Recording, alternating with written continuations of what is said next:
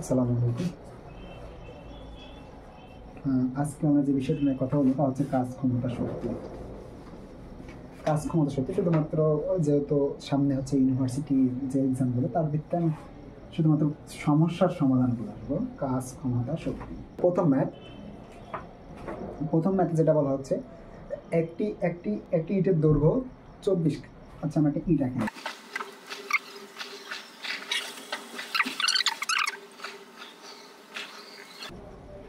এটা হচ্ছে আমার কাজ। এই যে ইটটা আছে না, ইটটাকে আমার খাড়া করতে হবে।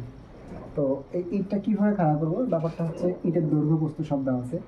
তো ইটের যে দৈর্ঘ্য সেটা এখান থেকে এই পর্যন্ত, এটা দৈর্ঘ্য দেওয়া আছে হচ্ছে 0.24 মিটার।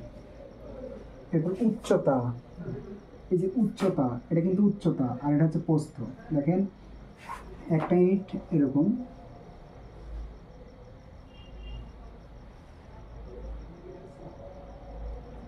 এখানে কয়টা জিনিস আছে একটা ইটের অনেক কটা চার আছে। আমার এটা হচ্ছে একটা ইটের নিয়ে ধরি, তাহলে লম্বা বড়টা হচ্ছে কি দৈর্ঘ্য, উচ্চতা, দুঃখিত দৈর্ঘ্য। এখান থেকে যে এই সামান্য যে হাইট পড়ে থাকার পর যে সাইড, এটা হচ্ছে উচ্চতা।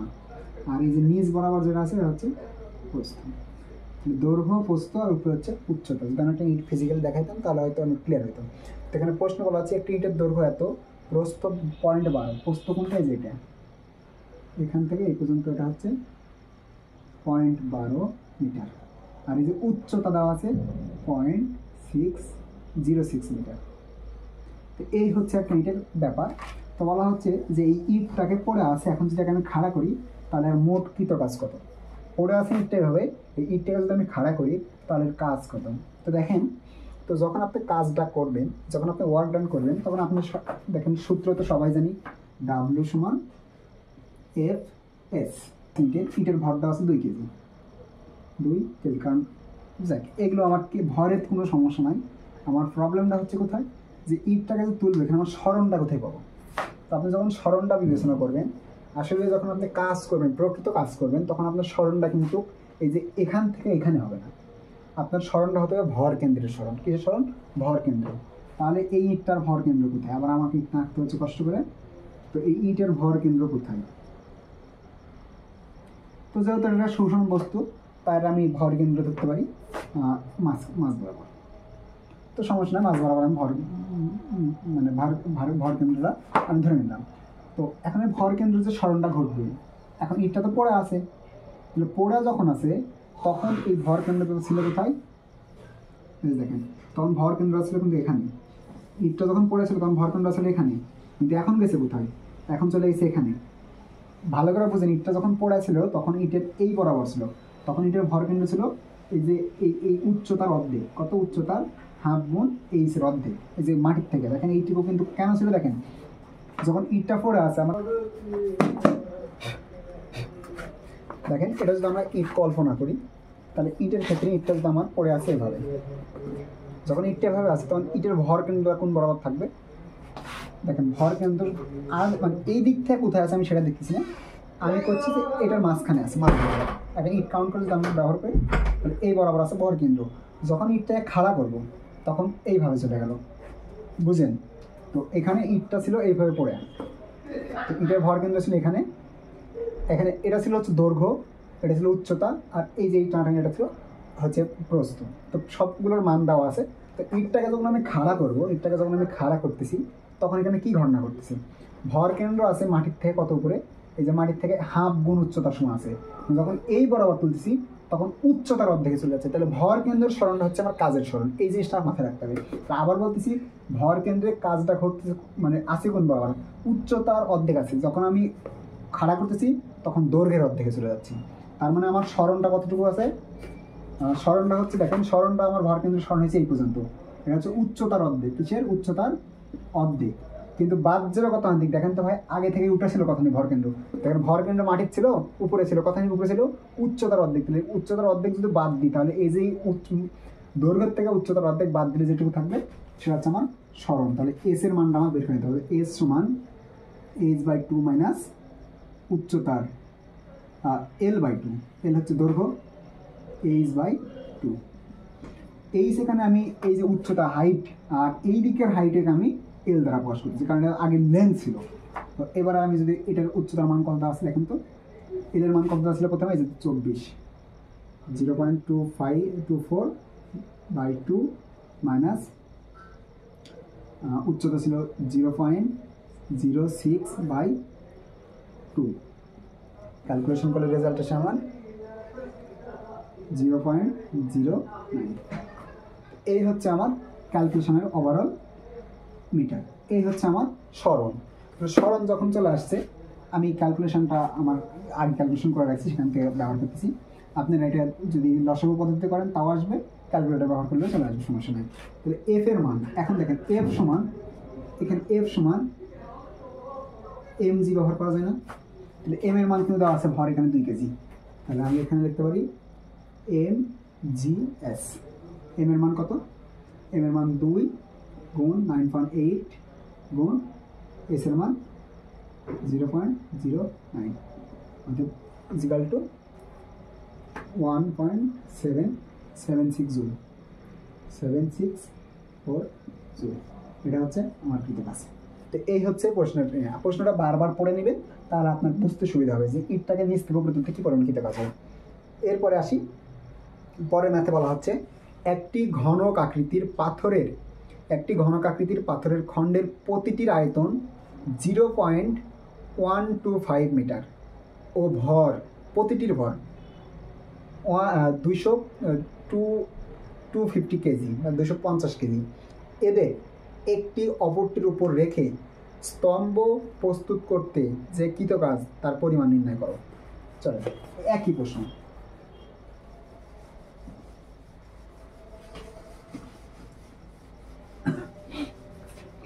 ধরেন 5টা ইট রাখা হয়েছে এখানে, কটা ইট? 5টা, 1টা 2টা 3টা 4টা, সর্বশেষ 5টা। এখন বলা হচ্ছে প্রত্যেকটা ইটের একটা ভর কেন্দ্র আছে, সেই ভর কেন্দ্র কোথায়? যদি সুষম বস্তু ছিল মাঝখানে ধরে নিলাম, কোথায় ধরে নিলাম? মাঝখানে। তাহলে প্রথম বস্তুটা 1 2 3 4, 4টা বস্তু। আমি প্রত্যেকটা বস্তু এই এর উপর উঠাবো, এটার উপর উঠাই, তাহলে 5। তো সবগুলোকে আমি 3 নাম্বারটার উপরে উঠাবো। তাহলে আমি এদিক থেকে ধরি, এটাই 1 নম্বর, 1 2 3 4 5। তো এই যে 2 নাম্বারটাকে যখন উপরে উঠাবো, তখন এর ভর কেন্দ্র, এটা হচ্ছে মাটির উপর প্রথম একটা আছে। এখন এর উপর এর ভর কেন্দ্র আমি আগে বলছি যেখানে আছে ভর কেন্দ্র, মানে মাঝ বরাবরটা। এখন এর উপর যখন আর একটাকে নিয়ে এসে উঠাবো, তখন কি হবে দেখেন, এটা এখান থেকে নিয়ে যখন এখানে উঠাবো, তখন এর ভর কেন্দ্রের স্মরণ কোথায় ছিল? কোথায়? এখানে উঠে গেছে। এখানে ভর কেন্দ্রের স্মরণটা ছিল এখানে, এখান থেকে উঠে এই যে বরাবর চলে যাবে। কারণ এই দেখেন, এক যখন এসে উপর উঠাবো 2 নাম্বারটা, ভর কেন্দ্রের স্মরণ কোথায় ছিল? এই যে বরাবর ছিল। এখন উঠে গেল পর্যন্ত, এই পর্যন্ত। আর হচ্ছে প্রথম ক্ষেত্রে স্মরণ, কোনটা স্মরণ? এটা স্মরণ। এরপর আসি এটা 3 নাম্বারটা যখন উঠাবো, তখন এখানে কিন্তু ভর কেন্দ্র আছে। ভর যখন এখানে আমি 3 নাম্বারটা উঠানোর চেষ্টা করবো, এটা নাম্বার 3, তখন এই যে এখানে আমার ভর কেন্দ্র ছিল এখানে, এখান থেকে আমাকে উঠাইতে হচ্ছে এই বরাবর। এরপর আমি যখন 4 নাম্বার উঠাবো, তখন এই 4 নাম্বারটা এখান থেকে এই যে এই বরাবর, মানে আমার সোজা কতটুকু উপরে ওঠাচ্ছে যে ভর কেন্দ্রটা। এখানে কিন্তু আমার হাফ বাদ যাচ্ছে, কেন হাফ বাদ যাচ্ছে? যে হাফের মাঝখানে। এরপর 5 নাম্বারটা যখন উঠাবো, তখন এখান থেকে আমার 5 নাম্বার আবার একই সেম মাঝ বরাবর, তাহলে 5। তো এই যে হচ্ছে আমার মোট কৃতকাজ। তো প্রত্যেকটার যদি আমি ইন্ডিভিজুয়ালি কৃতকাজ বের করে ফেলি, তাহলে আগের বার কি ছিল? একটা ইট, আগের বার ছিল কি একটা ইট পড়ে অবস্থায় খাড়া করছি। এবার কি হচ্ছে? একটা ইট পড়ে আছে, তার উপর আরেকটা ইট সাজাচ্ছি, এই ইটের উপর আরেকটা ইট সাজাচ্ছি। তো এক্ষেত্রে আমার প্রথম কাজ হচ্ছে, প্রশ্ন আবার দেখি, আমার প্রশ্ন আবার পড়ে নিই। 5টি ঘনাকৃতির পাথর, আমি ইট বলতেছিলাম, পাথর সেমি ঘনাকৃতি মানে চারদিকে সমান। এটা তো সমান না, ইকুয়াল না, ওটা ইকুয়াল। যার আয়তন দেওয়া আছে এত মিটার, মিটার কি হওয়ার কথা? আয়তন। আচ্ছা, একটি অপরটির উপর রেখে একটি স্তম্ভ তৈরি করতে কৃতকাজের পরিমাণ।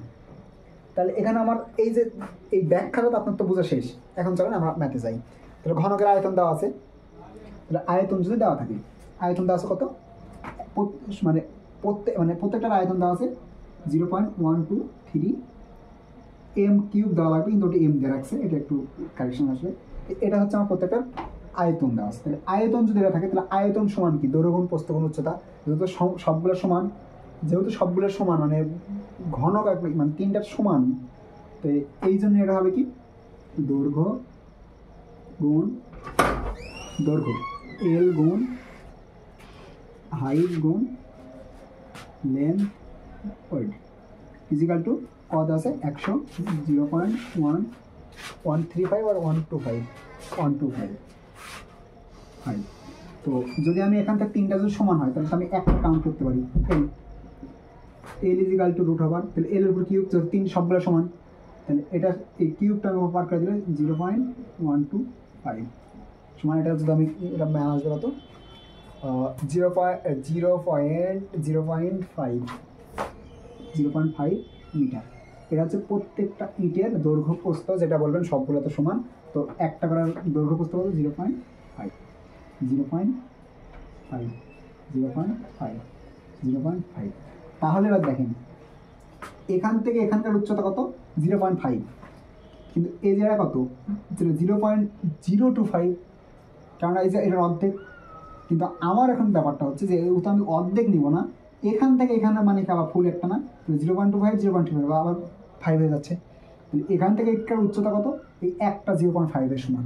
তাহলে এই একটা ইটের স্মরণ কত, প্রথম ইটের স্মরণ কত, তাহলে প্রথম ইটের ক্ষেত্রে স্মরণ S1 ইজিক্যাল টু 0.5। এখন দুইটার ক্ষেত্রে কত দেখেন, থেকে দুইটা সমান পার করা লাগেনি, যেখান থেকে এটা অর্ধেক এক, এটার থেকে অর্ধেক এক, তাহলে 2, অর্থাৎ S2 ইজিক্যাল টু 0.5 সমান 1 মিটার। এটা বেলা কত 1.5 মিটার, এটা বেলা কত 2 মিটার। তো এই হচ্ছে আমার প্রত্যেকটার স্মরণ, আমি দেখি ঠিক আছে কিনা। হ্যাঁ এবার চলেন, ও আচ্ছা একটা জিনিস ভুল করে দিচ্ছি, আচ্ছা, এই যে প্রথম কারিট এটা তো আমি সরান লাগেনি, প্রথম কারিট আমার 5টা কাজ হবে, যত প্রথম কারিটের কিন্তু কোনো কাজই হয়নি, কারণ প্রথম কারিট তো ওখানে আছে, স্মরণের কোনো পরিবর্তন আছে, প্রথম কাজটা 0, এই 2 নাম্বারটা হচ্ছে 0.5, 3 নাম্বারটা হচ্ছে 1, এটা এইটুকুই কারেকশন।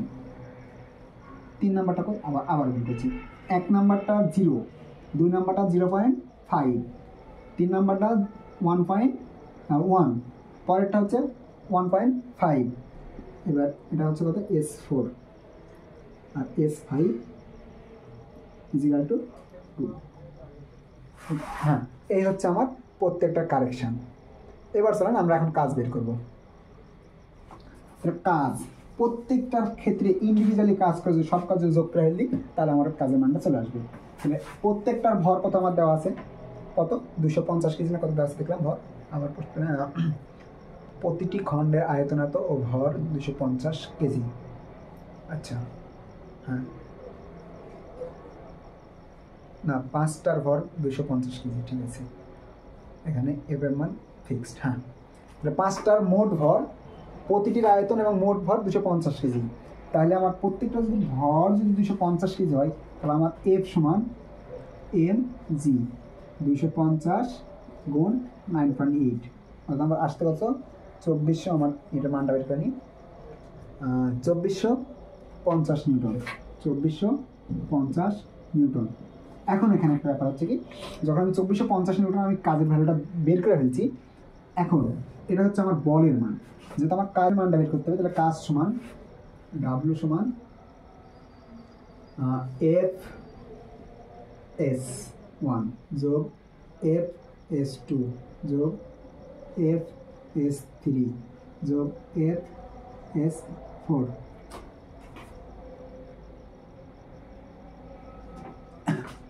যোগ F(S)(5), এই যে 5টার কাজ মানে W1 W2 W3, এই যে তাহলে প্রত্যেকটার আমি কিন্তু ভর বের করে রাখছি, ওজন বের করে রাখছি, কোনো সমস্যা নয়।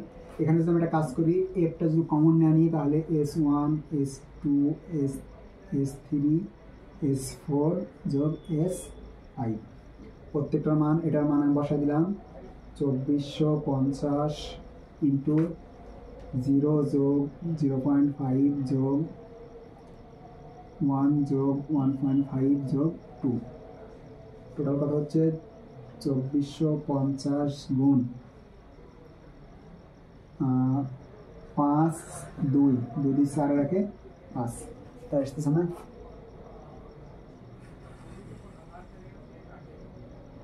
2 3 3 2 5 হ্যাঁ টোটাল কত আসছে অ্যান্সার? অ্যান্সার আসছে হচ্ছে আপনার 12,250 জুল, বা এটাকে আমরা বলতে পারি 1000 দিয়ে যদি আমরা ভাগ করে দিই তাহলে আমার থাকতেছে 1.225 কিলো জুল। এই যে হচ্ছে আমার ব্যাপার। তো এটাকে আরোভাবে যদি যদি আপনি যদি ইয়াতে ব্যবহার করেন তাহলে এটাকে আপনি পাবেন 1.2 × 10⁻³ জুল। তো বিভিন্নটা আপনার হচ্ছে যখন আপনি ইয়াটা করেন, এগুলো তো সবগুলো হচ্ছে সাধারণ প্রশ্ন, আর এগুলো সাধারণত আপনার বহু নির্বাচনীতে একটু কঠিন হিসেবে আসে, তো এগুলো ওইখান থেকে কাজে লাগবে। তো এটা একটু মাথায় রাখবেন, যেগুলো সবগুলোই কিন্তু এটারই হয়, এটাই বিভিন্ন ধরনের আর কি ফরমেশন। তো এরপর আসি